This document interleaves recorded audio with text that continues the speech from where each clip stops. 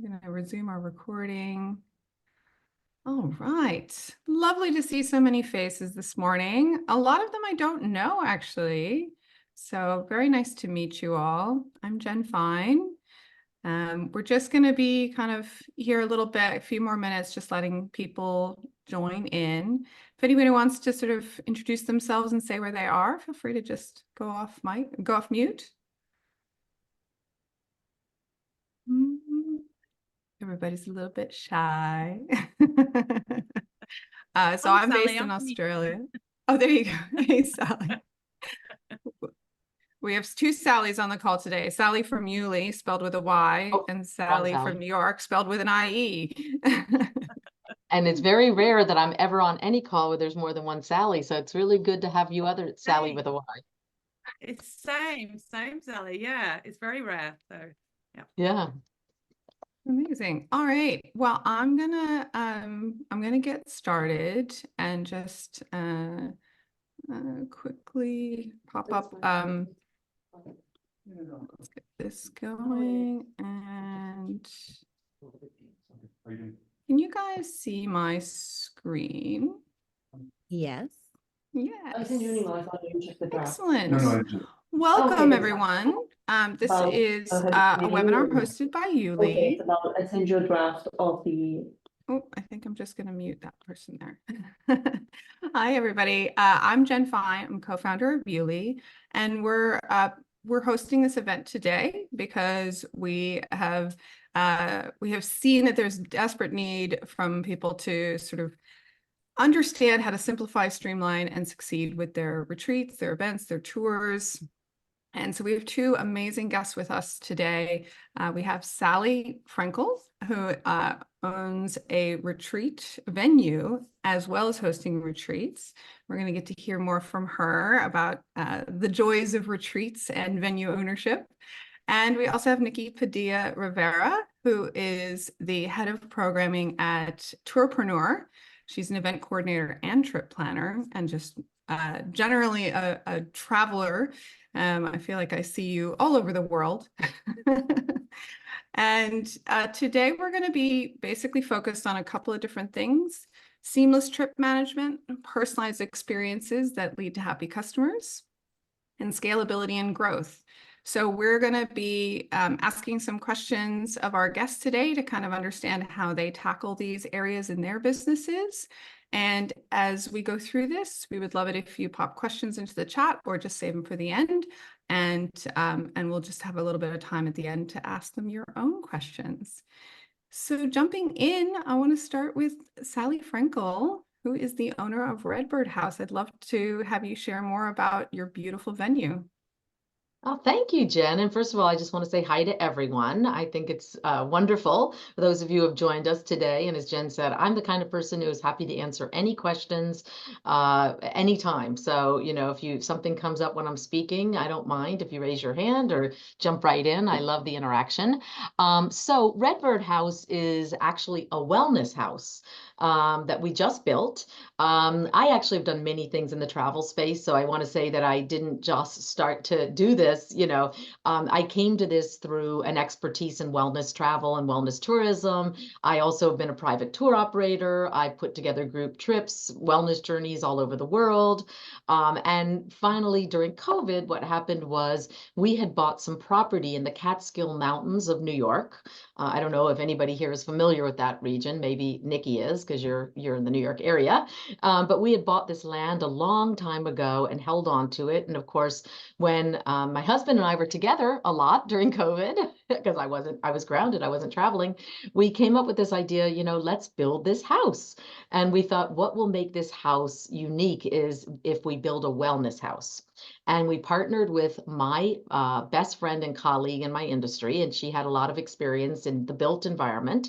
And we decided that Wendy is her name, and Wendy and I decided that when we would build this house, and we would do our own retreats there. So our house is a place where we do our own retreats. We rent it out to other retreat leaders. And of course, it's also rented as a short-term rental. So does that answer your question exactly, Jen? Yeah, it's okay. beautiful. I don't want to give you more information than you need. I realized I forgot to say you're also on the Transformation of Travel Council board, and that's the Yes. other way that I know you. So you have a lot of things going on, I think. And in addition to actually owning the venue, you also run retreats at that venue. And so Yes. that's one of the ways that you also work with YouLi directly. So you use the platform to take bookings and to share information about your retreat. So do you want to kind of talk about like your ideal customer that you Sure. target for your retreats? Sure, I could, but can I say one thing before I talk about my ideal customer? Because one of the Yeah. things I want to say is that as a person, I have now, I'm now on my 4th retreat. Okay, so it's amazing how quickly that's happened. And as I said, I had created wellness journeys before that, group trips. So I had been marketing and selling my own group trips, and then I decided to move more into a retreat space, which was just a little bit different. And it was, and what I had learned along the way, and I probably could learn a lot more from Nikki at Tourpreneur, I began to realize I had very little infrastructure when I began. So like maybe many people, I was doing a ridiculous amount of work manually. And when people hear, I mean, I led, I did some work where I had 135 people traveling on 7 different trips, and day trips and overnight, multiple night experiences. And I processed every single credit card by hand. I kept track of every single piece of paperwork by hand. And what happened for me is when I decided to do my own retreats, happily for me, Jen, you appeared in my life and I learned about YouLi. And honestly, I was initially very afraid of having to learn some new technology. It was like, oh my God, how many more things am I going to have to do? But nothing could have been harder than manually processing 135 credit cards. So honestly, I was so pleasantly surprised at how easy it was for me to learn to use the YouLi platform and how professional, because I could have chosen to market my retreats in a different way. And that speaks to who my audience is, because a lot of what I do, it's very personal. At this stage, I've made many contacts around the world, and it's very much about this one tells that one. I do a lot of different kinds of marketing, which I'll explain. But when you talk about who my ideal customer is, at this point, it's really either someone I know, someone my business partner knows, or someone who knows them who knows them. It's very, very much becomes a personal referral kind of a situation. And in all the time, all the times I did all my trips, I would get occasionally people I did not know and no one knew. But a lot of it was people telling people, telling people. And when I'm able to send a link to my YouLi site, which they think is, they don't know, they think it's my site, it really, I think has helped us a lot to look very professional and buttoned up. And I'm able now to create these landing pages with this information pretty quickly. So I want to say thank you to you and to YouLi. Thank you. Yeah. Well, and so where would you put yourself on the scale of tech savviness from 1 to 10?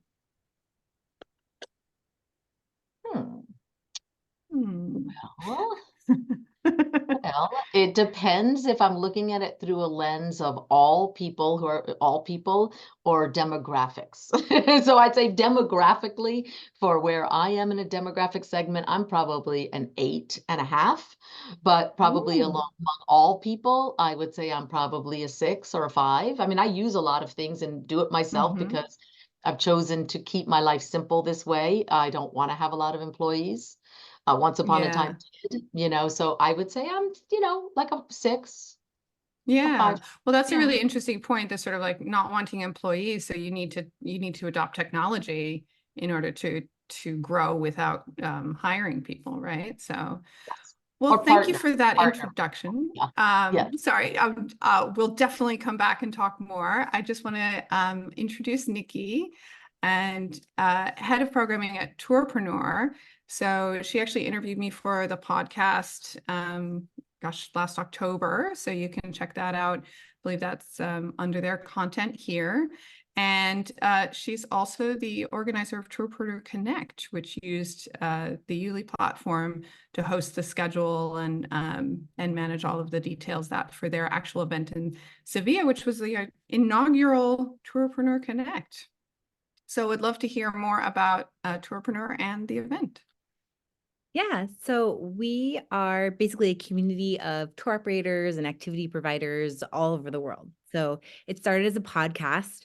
There was a guy who liked taking tours and he just started interviewing different tour operators, and it grew and it just became this really amazing resource of tour operators hearing from tour operators about their struggles, and people really felt connected to each other. So the same guy made a Facebook group. And now, I don't know, maybe 5 years later, it's a community of over 10,000 people, super engaged. We have 12,000 people in our newsletter. We still put out podcasts every week. And the whole idea is just to create support and connect people within the world. Because sometimes, especially when you're a solopreneur or a small operator, you're like very much in a silo.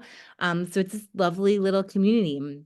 We run educational events, both virtually and around the globe, from small little huddles and workshops to our very first event, as Jen mentioned, and as YouLi was our very first sponsor, which is very, very exciting. So yeah, we had never done it before, and it was our very first time putting on like a huge in-person educational event. So the whole thing was a very big learning curve. And so on a scale of 1 to 10, where are you with your tech savviness? Me personally, or our community? Yeah, you Yeah. personally. Oh, I mean, I don't know. I'm a millennial. I'm probably at a 9.5 out of 10. I feel comfortable learning it. And so in your community, what would you generally say is kind of the tech savviness there? I would say they would all think they're like an 8 out of 10 and are probably realistically closer to a 5 out of 10. Ooh, we're definitely going to want to unpack that. And so who are you ideally kind of speaking to in the tourpreneur world? We're really looking, like, aside from size, we do have a lot of small, medium, but some large business owners as well. But we really just want someone who wants to be engaged. We want someone, for our event, we wanted someone who wanted info ahead of time, who wanted to read through the packets, who wanted to meet other attendees and prepare for the sessions and the speakers. In our community, we want people who, of course, people are in our community every day saying, hey, I'm looking for a local operator in this country, this state. But we also want people who are going to, respond and say, hey, what margins are you putting on for your tours? And people to come and say, oh, this is what I do, or this is what I do. We really want people to have like an active back and forth and be willing and open to do. I feel like that's so important when you're starting a new venture or even growing an existing venture, to have that community where you can go and ask other people about those, and especially in the technology space. Because I think Sally, I like how you answered. You're like, depending on how you look at it, I'm a different scale. And I think that's absolutely true as well with, sometimes it's easy to pick up a new piece of technology and sometimes it's not. Kind of depends on what your background is and how much time you have. So it can be really helpful if there's somebody who can kind of do some of that legwork before. So I do recommend joining the Tourpreneur Facebook group and definitely taking advantage of that shared expertise. And kind of I'd like going to, from can there. I just say something Yeah, to what Nikki just please. said? And I really am excited to learn about Tourpreneur myself as a person who it does, take people on trips, groups on trips, as well as do my own retreats. I'm still like, with all the groups, trying to find answers to certain things that have to do with software to use or have to do with insurance or things that I would call very operational. Often it's great to have a place where you feel safe asking, because you can, I will just speak for myself that that phrase, you don't know what you don't know. I probably took people on 4 different trips around the world before I even knew I needed insurance.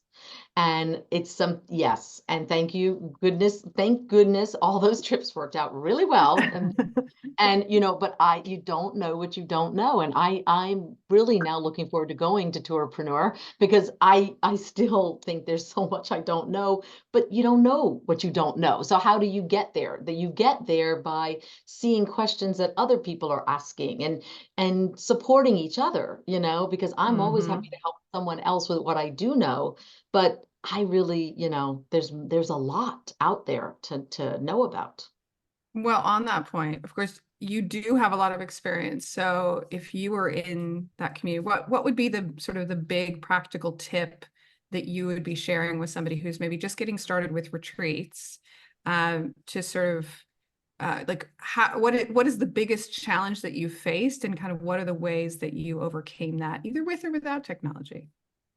Well, I would say to me, and this is because I talk to a lot of other retreat leaders, and I'm always happy to help anyone. I feel like, many people have helped me along the way, continue to help me. So I'm always happy to try to help others. I think the biggest challenge is sales and marketing, and I think of sales and marketing in the same bucket. Okay. Marketing is one side of sales. At the end of the day, you can put together the greatest experience in the world, the most well-designed, well-conceived, well thought out of. If you cannot sell it, the trip doesn't go. And one of the things I guess I'm most proud of is, even before I even knew that I was a tour operator, someone told me I was one. I didn't even know that's what I was doing. I was just creating group trips and taking people around the world based on things I had done in my career before that. And so someone's like, "Oh, you're a private tour operator." I'm like, "I am."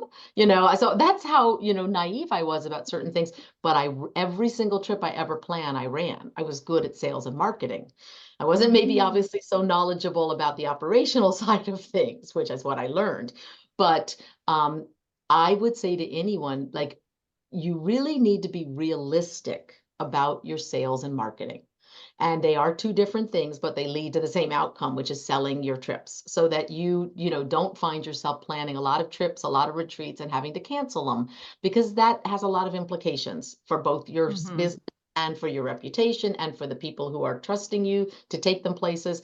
So I am a marketer by trade, so that is my particular skill. But I think having a realistic perspective on how many people you're looking to travel with, how you're going to market your trip, how you're going to actually sell your trip, get it over the line, get people to commit and give you their money. That to me is, the area that I think most people underestimate. Absolutely. I completely agree with that. And also just want to shout out to one of our partners, Wanderlust Entrepreneur. It's a community that's focused on retreat organizers. So definitely check them out as well.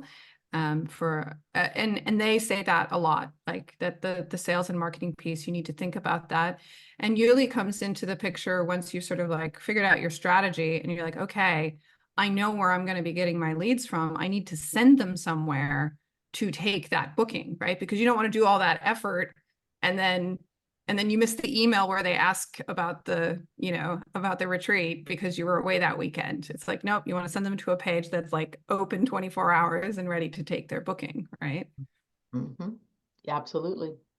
And so Nikki, on your side, because you planned an event that was over 100 people, I think. And so what was the biggest frustration for you sort of organizing that event? And do you have any tips on like what worked for you to get through that? My biggest frustration is that people do not read, which I think is just very common. Like, they just don't read. Why? You paid money. Why didn't you read the website before you paid the money? It goes for all tours too, right? That was my biggest frustration. My strategy, and I think it worked. I don't think I get any complaints. I just over informationed everyone. I kept repeating myself, kept it really simple. Like, each email had 3 points max, and I'd say, this is the next thing coming. And it was really nice within YouLi to be able to customize who I send to. So we had segmented our list of attendees. So we had wait list, and then we had our attendees. So I was able to easily say, okay, to the wait list, I can send them updates really easily just by selecting them, or I could send a message to all attendees, but exclude the wait list so they don't feel left out. But it also worked, maybe I had a special attendee who needed a lot of hand holding and I was getting really frustrated, and I would send just them an email. So they wouldn't realize that everyone wasn't getting it, but it would seem, but I would only check the box next to their name. So I was really able to use that very creatively to sort of manage different personalities. I love that. So it's sort of segmentation, but also personalized, and that sort of balance. And that was using the trip CRM in YouLi and being able to sort of filter to see who you needed to talk to based on the data there, right? Yeah, and I think that's something that we've really expanded into recently, is that sort of being able to manage that sort of larger scale events, because we actually started kind of more for what Sally runs, the sort of smaller, very personalized small ones. And now we've built out a number of tools to support the sort of larger event side of things, because they are, it's a different kind of thing. But what I find interesting is that in both cases, you need to be personalized. Like, it's one of those really, even though they know they're part of a group of 100 or something, they still kind of expect you to be paying personal attention to them. Absolutely. So, yeah, And so I people think it's would great. truly believe it was going just to them, which was really interesting. Like people, it was, I'd say, hi, everyone in the opening, but people would respond truly thinking I just emailed them, which Mhm. is really interesting. Yeah. And so kind of continuing on kind of that point of personalized experiences, Sally, I'd love to hear kind of how do you create a sense of community and connection among the participants, either before or during or after? Well, when we do our retreats, so it's interesting because we've tried different things. And one of the things I have learned from designing a lot of experiences is um, people asking too much of people beforehand can have a not a good effect. Okay. And to what Nikki just said, and I would agree with this too, being really intentional about what you're asking of people before they come, even though I'm on the board of the Transformational Travel Council, and I know a fair amount about how to design transformational experiences. And I understand that preparation before you do something can be very key. The amount of preparation, everybody's in a different place. And, you don't want to make your attendees feel, and I saw this with our last retreat because I had co-facilitators. And the co-facilitator I worked with had done other retreats of her own, and she's used to asking for bios. This is a prime example. Now, you ask a group of X number of people for bios, and it's not a business setting. Okay. It's different when you're running a conference like Nikki did. Getting a bio in a business setting is kind of a standard. But when you're running a retreat, that's something, it's something that's very personal and personal growth and spiritual and all of these, whatever these kind of components. We had a reaction from one person, and it was probably the most corporate person who was attending the retreat. And that's the sort of funny part of this. She absolutely like, I don't have a bio. I don't know what to do. I mean, do I have to give you a bio? It became a very high stress situation for her. And she ultimately, and we were a little bit surprised. I went and found information about her through her work, through the corporation she works for, but people are funny. And so, we immediately said, of course not, you don't have to do the bio. It became a big heavy lift for our co-facilitator to get the bios. And because we didn't get them from everyone, we never even ended up using them. And the point of this is in the past, she's always done a book with bios of the attendees. I found that this was just too much to ask of our attendees. And it actually, that was not a good, we won't do that again. So beforehand, we prepare people with the basic things like the schedule, when to arrive, directions, which no one reads. So many people get lost, but like trying to keep it to the basics, what to bring to be comfortable. You don't need fancy clothes. You don't need making them comfortable before they come in. Afterwards, we easily create community once we're all together. I'm trained in a lot of different kind of facilitation techniques. I have, hosted many things in my career. I've run many events. So creating a cohesive group. If you're just starting out, that I would suggest doing some different kinds of trainings. I'm even currently doing a new training called Points of View, which is a training using games. It's like tools, visual tools and games that help create connection with people from a personal growth perspective and a professional development perspective. So I'm constantly doing different kinds of trainings, and I'm happy to share what these are. I think, they're varying degrees of cost and time and, but investing in training, training so that you know how to bring a group together. I'm also a certified coach, so I have a lot of different things in my toolkit. Afterwards, it's very interesting. If you do a good job when you're there, people want to stay connected. So, after our last retreat, they wanted to create a WhatsApp group. Again, not everybody was at the same level of technology. The WhatsApp group, we don't get involved in that necessarily because that's not necessarily part of what we're doing at this moment in time. But who knows, after running 4 retreats, as we build a critical mass, we might create more of a community. And not to confuse you, but I have a second business called the Mind, Body, Spirit Network. And in that business, I do networking events. So everything I do kind of connects to each other and connects people together. So that's how we Yeah. do it. That's I've seen the WhatsApp group thing, and I think that's worked really well. I know in some of the experiences that I've gone on, you start the group beforehand to get people kind of excited. You use it a little bit on the trip, and then it sort of continues afterwards. And so on the YouLi platform, you can actually link out from each individual trip to a specific WhatsApp group.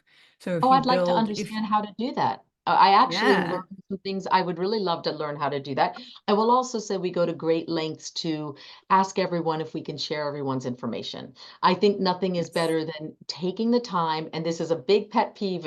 Events now are not giving people lists. I was just in an event last week in California. Everyone's saying, how come we didn't get a list of everyone that was there with their email addresses or their phone numbers or both? Yeah. The table that I sat at, we sent around a notebook and everyone put their contact information and I shared it with everyone at the table. So, things like that really can give you a leg up. And I would say, Nikki, in your events, if you publicize that you do that, that can be a real key selling point now that you're going to get a little, something, whether it's electronic or printed or whatever, however it is, but people are looking to have it be made easy for them to stay connected. Well, let me just show you really quickly, just on how to do that. So if you see when you're editing your trip and you go to settings, all you have to do is scroll down to the social link and check the box, and then you call it what you want. So you can call it WhatsApp.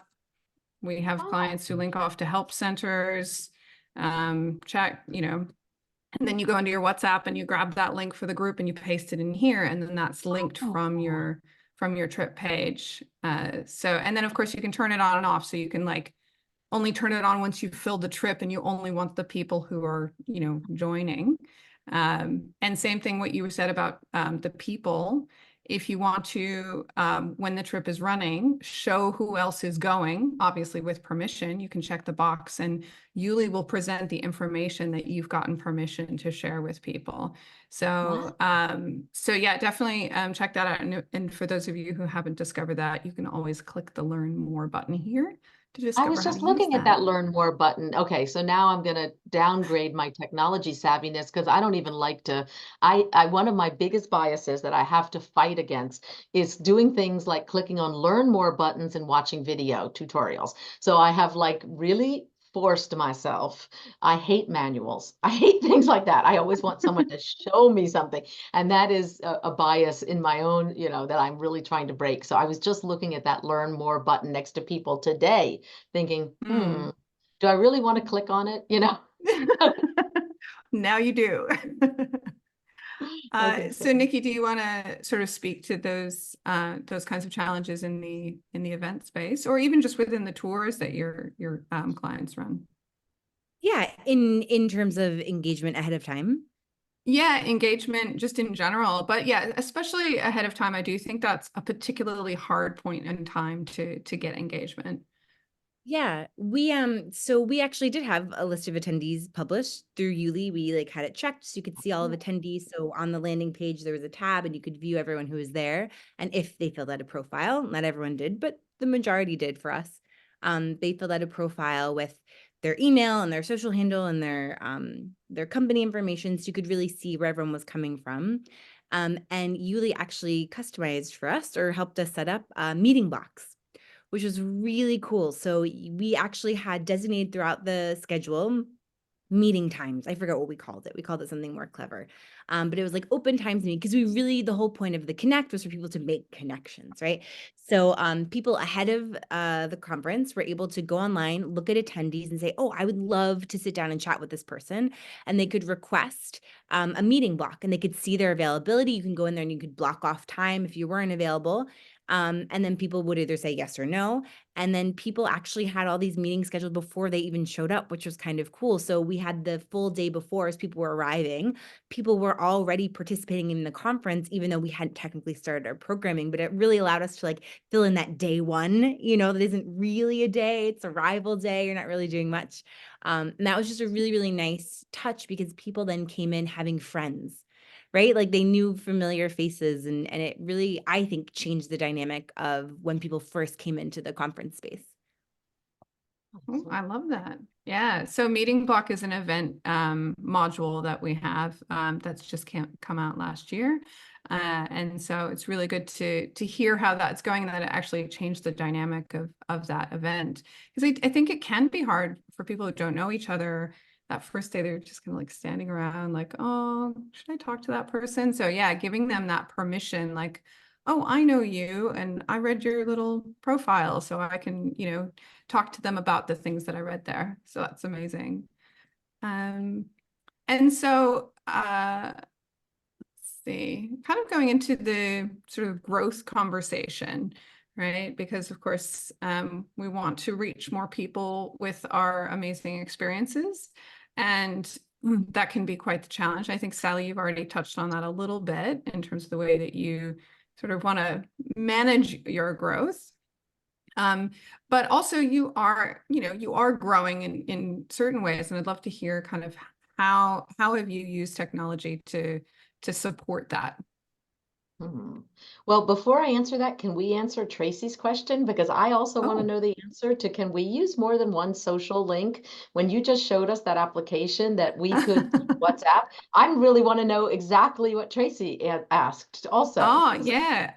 Good question. At the moment, there's only one that'll go on the menu on the left-hand side or on the top, depending on whether or not you have the sales page style or the left-hand style. But of course, the great thing about YouLi is you can put links wherever you want. So you could make it as a task to say, please join our Facebook group. So you could have like the WhatsApp group for the specific retreat. And then you could have a task that is, it's optional. Don't make it required. You don't have to hassle them for it, but just make it something that shows up in their list. And then you can link off to the Facebook group from there, for example.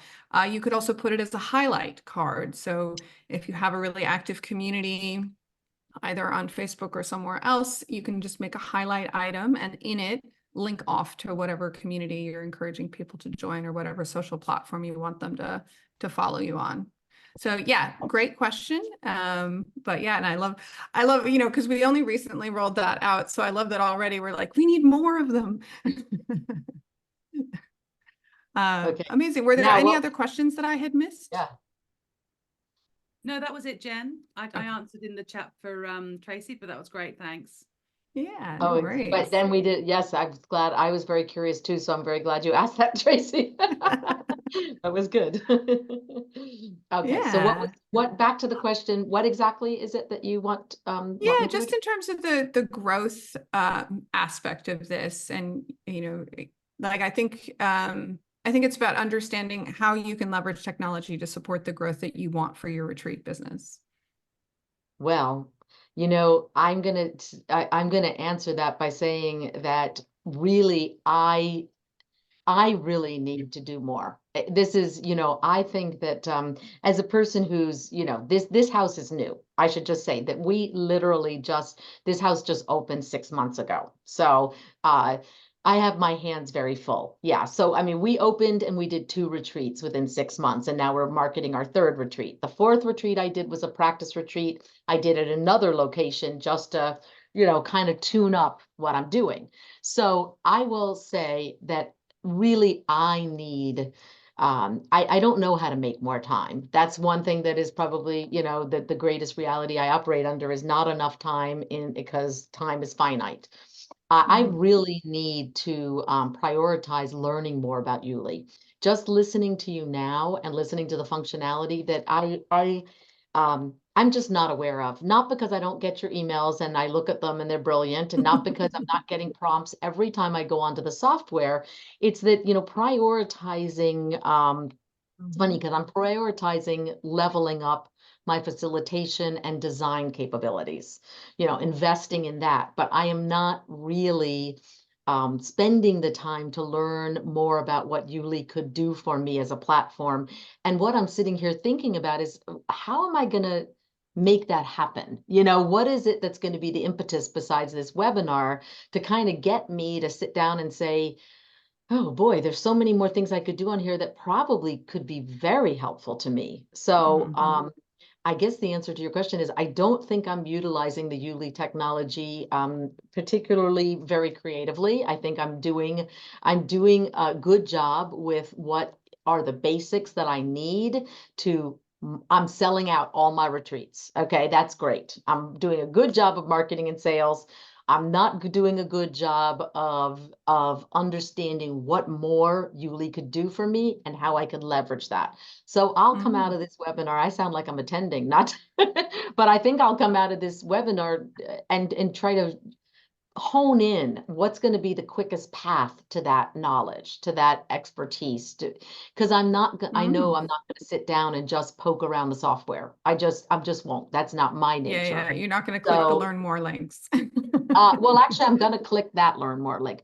But that one I will, that you just showed me on people. But I have to get to a place where, I have to feel like, what will it really do? What are the tangible benefits? So if I take the time to learn this, because I do so many things. I mean, I do events too, like Nikki was talking about. I'm involved in small events and big events. I may be involved in designing some very big events in the future. And I didn't know that YouLi could do that. And I learned already from listening to Nikki, there are things that YouLi will be able to do.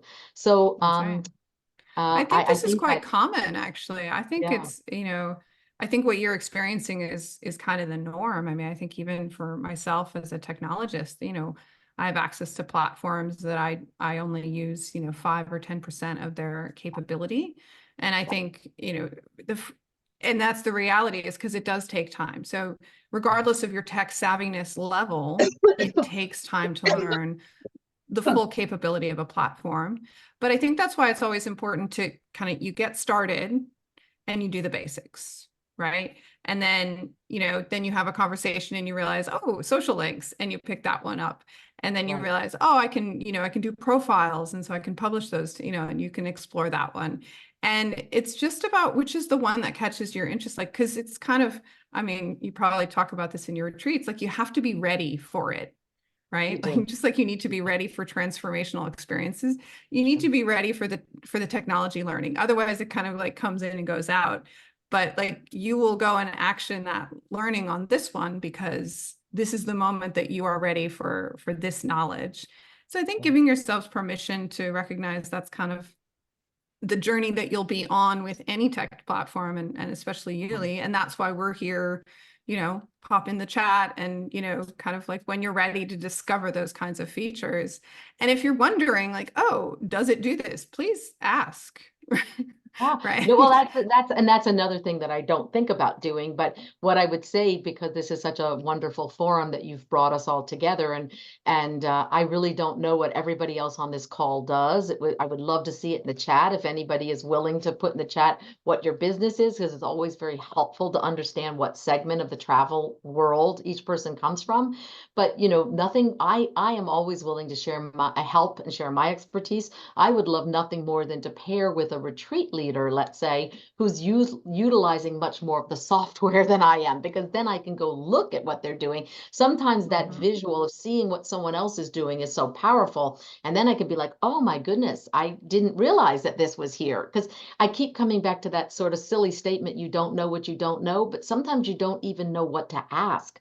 I am not kidding you when I tell you, when someone told me I was a tour operator, I'm like, really?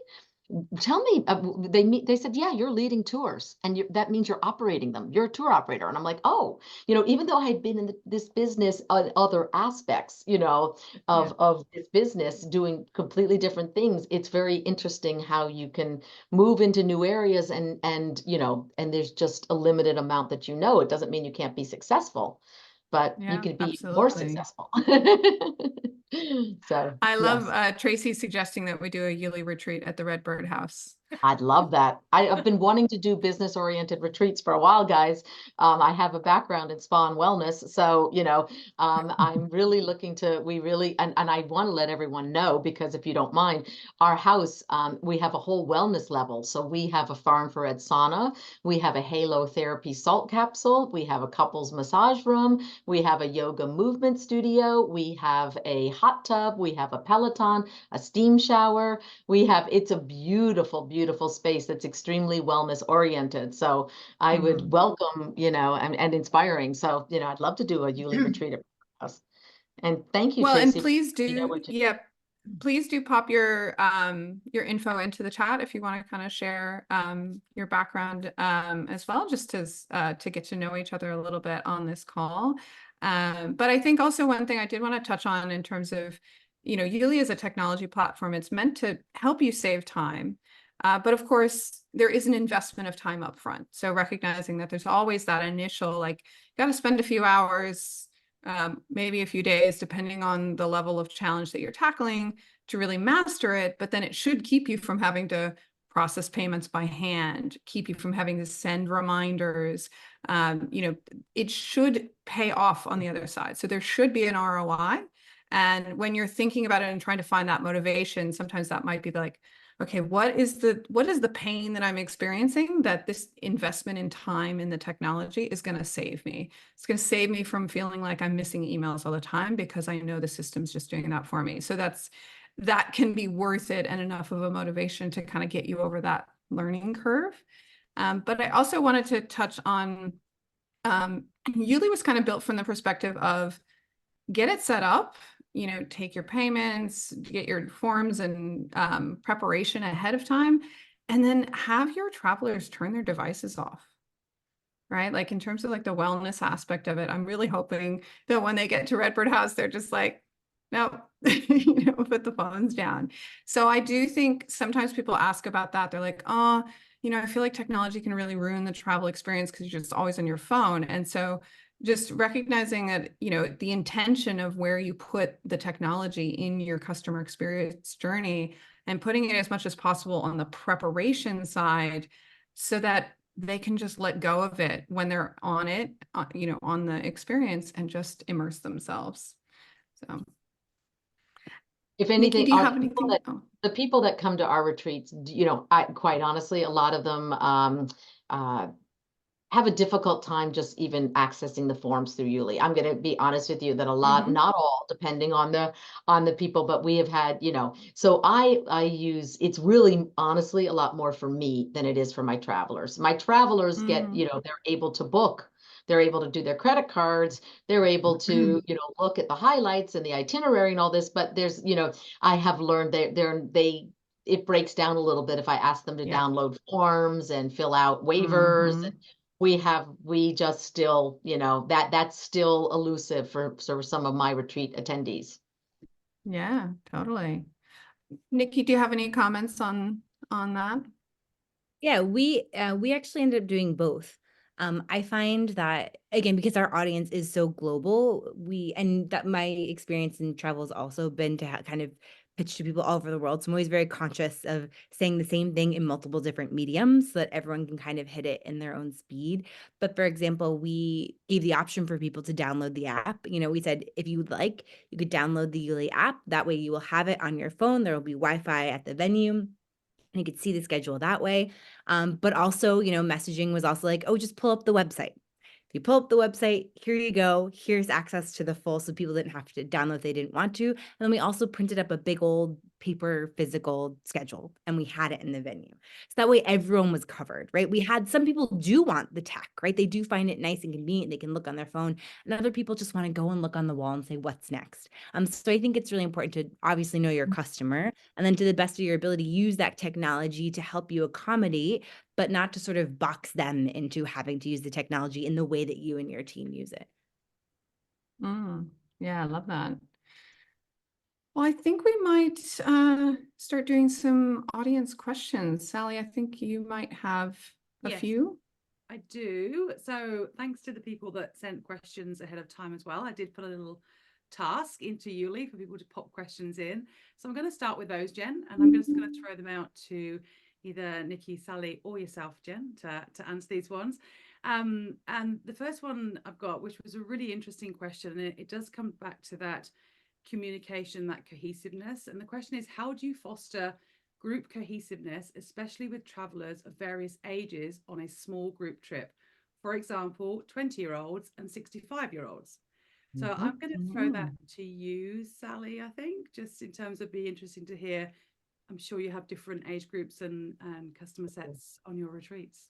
I do actually. We do a number of icebreaker things, okay? And I'm happy to give a specific example. But whenever, when you bring a group together in the beginning, I think the most important thing is that every voice is heard. So I'll give you a couple of different icebreaker things that we have done. And these are icebreakers that it doesn't matter if you're 20 or you're 95, because, as long as you can speak, you can participate in this. We did one in our last summer retreat where we used a ball of yarn and we stood in a circle, and the ball of yarn, you had a certain 1 minute or less to talk. We gave people prompts, tell us one interesting thing about yourself and something you're looking for out of this retreat. And then after you did that, you were instructed to throw the ball of yarn to someone else. And if you can visualize this, after every single person out of 11 in the group or 12 did it, the ball of yarn created sort of a web, a weave, a woven kind of pattern that interconnected us all. We went around more than once. So the ball of yarn got thrown around more than once. And it was a wonderful visual depiction of how we were woven together in a way, knit together. And that became a metaphor. I use a lot of metaphors. Another thing we've done that's really kind of fun is a collection of postcards. If you just collect postcards, if you just have saved any postcards through the years, or you go out and buy postcards, a variety of different postcards, or you just becoming aware of that kind of thing, and you throw all these postcards into a basket. And then we ask people to pick 2 or 3 of these postcards. And then we go around again, a circle, of introduction and showing your postcard and explaining something about that postcard that spoke to you. And again, this can be used very effectively if there's a theme. I theme my retreats, and that can be a quick way of going. And it's surprising how when people start talking about the image of the postcard and why they chose it, how they start revealing things. And as they reveal things, it creates a natural connection. Other techniques we've utilized are things like partner pairs, pairing off, spending 5 minutes getting to know each other. And then let's say Kara and I are paired together, and Kara and I spend 5 minutes together. Then we come back in a circle and Kara introduces me and I introduce Kara. So it's a listening and connection exercise on how you introduce someone else. So these are icebreakers, and these create quick, and this does create quick connection. And then from there, obviously, you build on that. That's fantastic, Sally. Thanks for that. So many You're tips welcome. in there that I'm sure everyone can take away and use. My next question, I think I'm going to throw to you, Nikki, because it comes back to the sales and marketing. I think you and Sally have both touched on this today. And the question is, our target client is companies who are organizing events and conferences in Kenya. How do we position ourselves as the go-to company for all their travel management needs? This can very much come back to selling their ideas, to be that go-to company. Yeah, I think this goes back to the branding, which is the marketing of the selling and the marketing that we've been talking about. I think B2B, business to business, instead of direct to customer, is a great business model, especially in this space. So I would definitely lean into that and not dilute it with any customer facing or FIT customer. I think a lot of people who truly do want to seek out, other businesses to connect with, they feel like they have to have customer facing. And I think if you really can lean into that and make that your niche, that you're going to have a much easier time. And that's such a much more lucrative business than going to customer a lot of times. And LinkedIn is a great tool. Probably very obvious for it, but I think it's a great tool for, B2B, if you really take your research to your customer as opposed to just cold calling, like stalk people, find, the ones who are really actively planning events to your region or planning events that are similar to ones that you've done before, get to know their past events, sending a non-committal outreach, just introducing yourselves. I get so many that are obviously stock, and it's like, hi, I'm approaching you because we run events, and if you would be interested, here's my phone number and my address and my email. And even if it's a legitimate, it just registers as spam to my eyes. I'm going through my LinkedIn messages. So I think it's really important to just try and make a genuine connection, and it's a long game, but that's how that business works. Also, it's making the relationship. They might not have plans to do an event in Kenya this year, next year, the year after, but if you're making this connection and they have in their mind, oh, we were thinking about somewhere on the continent of Africa, like, oh, Kenya, oh, I know a person. That's kind of how it happens. And you just create enough of those that it happens often enough, right? And that can create a business. Yeah, so I think making those genuine connections is a really good way to do it, and really positioning yourself, as this the expert in this example on Kenya. And these are the kind of events we do. And here's some tips for doing events in Kenya. Putting yourself almost as a thought leader. Yes. Because again, yes, it's events, yes, it's Kenya. These are two things that are not necessarily niche, but you put those together and it can be very niche if there aren't a lot of other companies putting themselves in that space. Yeah, I think that's really important. I think when you're considering marketing, whether it's, when I look at marketing YouLi, or whether it's marketing your trips, there has to be a balance in there of you being a thought leader of education and not just selling constantly. It has to be information that people can digest and take away. So if you can do that balance of informational, educational posts on LinkedIn versus just putting a link to, hey, join my trip, then that's really important, because that's what people are looking for. And you're right, it's very much a long game, especially on LinkedIn. You can be talking to someone for 9-12 months. And again, it's about that finding that personal connection you have with them. And when you do reach out on LinkedIn, is adding that into that note, not just doing a connect request, but actually adding a note. It might just be someone else you're connected with, you want to link to, or you may have been to Kenya and done a tour or whatever it might be. So, and just expecting that to take time. It doesn't happen overnight. It does take effort and time, and those small little conversations that you have, whether it be on a social channel or otherwise. I'm going to ask for one more advice. question.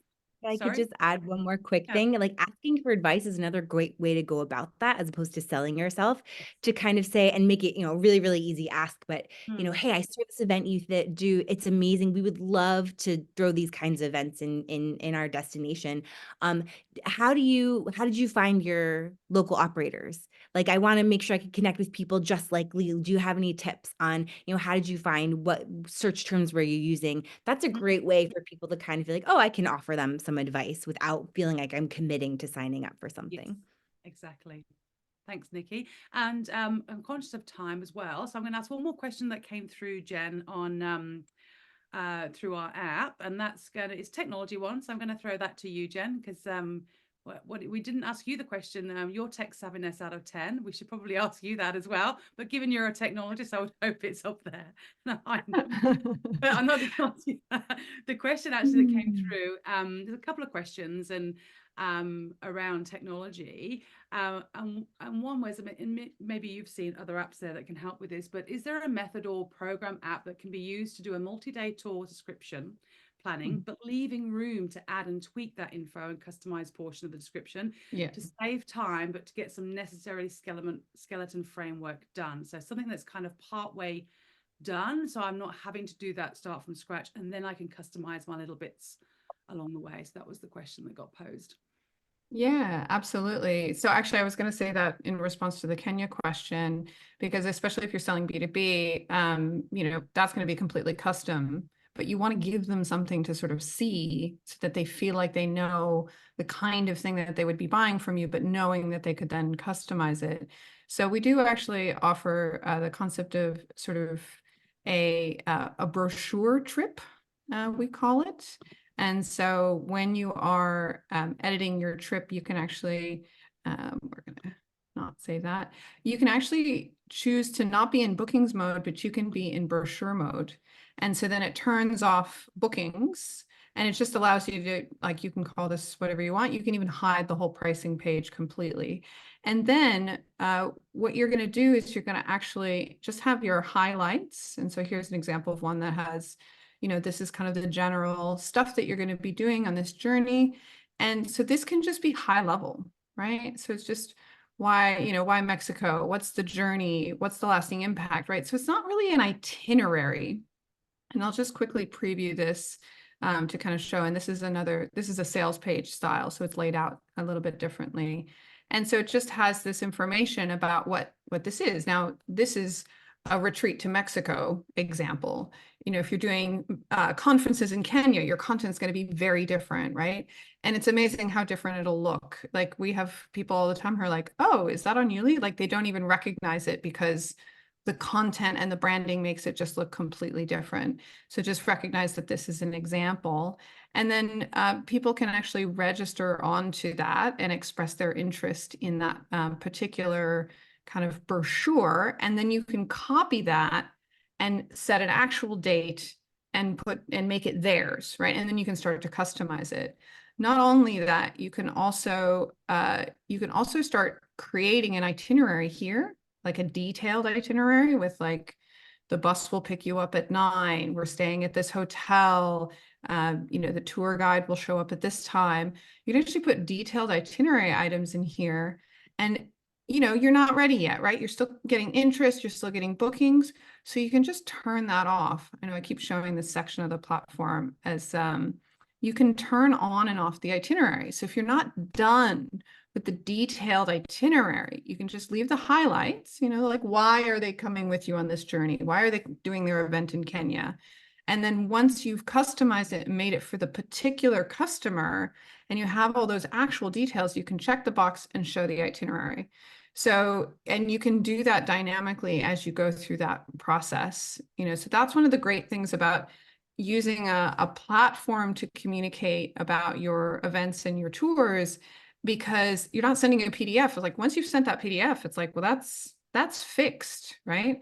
Whereas with the trip pages that you create on YouLi, you can actually be changing them as you evolve with that customer. So you can send them a brochure, and then you can change it based on their feedback, and then have them go and look at it again. And every time they come back to it, there's more detail and it's more customized to them. So yes, so that was a long way of saying yes to that question.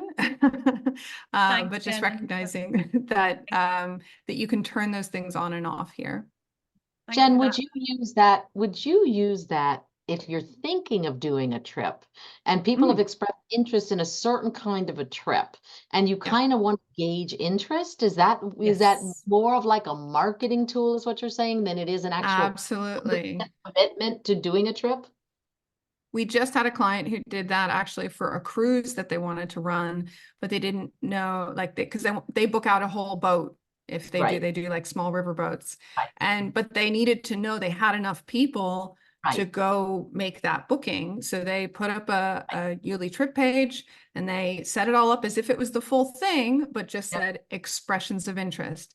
Got Now it. they've got That's their for sure numbers, mode. and Yes. and now they're converting it over to, Got now it. we're going to start taking payments for all the people who expressed interest. But in other words, before you go buy that room block or book out that whole cruise, because so I can use that functionality to be, you know, gauge interest before I sign a contract with a property and put myself on the line for a lot of money. Exactly. Yes. Got it. Thanks. Yeah, Thank great you, Jen. Thanks, question. Sally. Awesome. I'm going to leave it there in terms of the questions that came through. There were some other ones, but I'm conscious of time. Is there anyone on this call that would like to just throw out a question? If you're brave enough, come off mute and ask it directly. There are no silly questions here at all. As Sally said, there's a lot we all don't know, so it's good to share. Or if anybody wants to post a question in the chat, please feel free to. So I'll just let people do that if they want to come off mute and ask a question at all. I hope it's a quick question.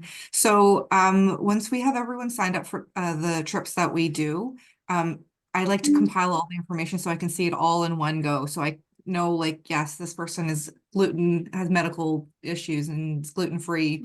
This person wants to visit this child that they sponsor, but I would like to compile it all in one place. Are you able to run reports where we can put export into Excel, things like that? So we're just going to pull this one up. Can you see my student travel demo here? Yeah. We're under manage people and reports in the trip CRM. And so from here, you can actually check the box to select all, and then you can click to export. You can export either one row per person or one row per invitation group if you allow people to book together So like as couples or families or things like that. So depending on how you like to organize that. And that downloads everything about those people, their name, their email address, all the forms and task responses, plus any optional add-ons that they've added. And if that's too much, you're like, oh, there's too much data in there. You can actually just jump into the specific form. So you mentioned something about dietary requirements. So if you have your profile and registration form, for example, is probably where you'd be collecting that. You jump into your responses for that form, and then you just click the select all and export, and that just downloads this form data. So that's especially helpful if you have lots of different forms. If you like passport data separate from your registration data, for example, and you want a separate sheet, you can do it that way, or you can just download it from the Trip CRM to get it all in one giant sheet. Wow. This is great. I am learning so much. I'm learning that I could actually collect my dietary restrictions this way. We've been doing it through a Google form. There you go. And this is actually something we do find that because it can take time to learn a new thing, you sort of stick to what you know, right? Which is Google Forms. But yeah, you can absolutely create a completely custom form inside YouLi. And so you just choose type custom form down here, and then you just start adding your fields. And so it's, so dietary requirements, and you can either make that an input box, or you can actually make them pick, the options that you want them to pick, and you can choose between all that apply, like maybe they're vegetarian and gluten-free, right? And so you need to actually allow them to select multiple. So, and then you can either make that required or not required.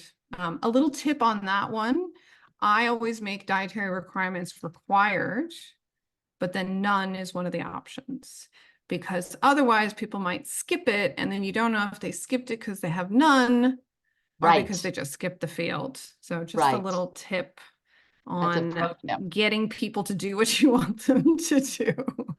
And what is API field name? See, that's the kind of thing that as a person who's not a technologist can derail you, because how do we know what it is? Oh, it says learn more. I guess you have to click on that There button. is a learn more. It is optional, so you can just skip it. That is if you want to integrate with your CRM. Okay. So that's where, and then that allows us to help you map this data into the CRM system or the external system, so that we make sure that there's a consistency of these fields. And then that way you can call this whatever you want here, but then this maps properly to the other platform. But that's a great question. Yeah, and I can see sometimes that can feel a little bit scary, but just remember, if it's not required, you can just skip it. Right, that's true. That is true. Yeah. And the other thing I'm going to say as a YouLi user, you have to always remember to hit save and publish. I in the beginning can't tell you how many times I put stuff in and kept forgetting to hit save and publish. Rookie mistake. Yeah. Definitely. Thank you for that tip. That's a good one.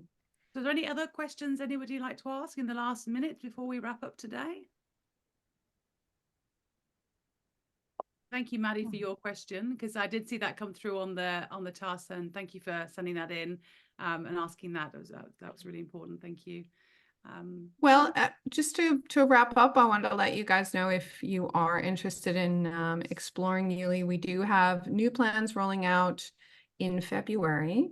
So we've been doing some teasers about that. And since you guys joined our event today, would love to offer you, if you do decide to sign up for one of those new plans with an annual commitment, we'll actually defer your charge for 30 days. So that learning period where you're not actually like getting the value yet, but you're still learning the platform, you just kind of get that first 30 days for free. So so please reach out to our team through the platform. Just start a chat if you'd like to claim that special offer from being a webinar attendee. So thank you so much for joining us.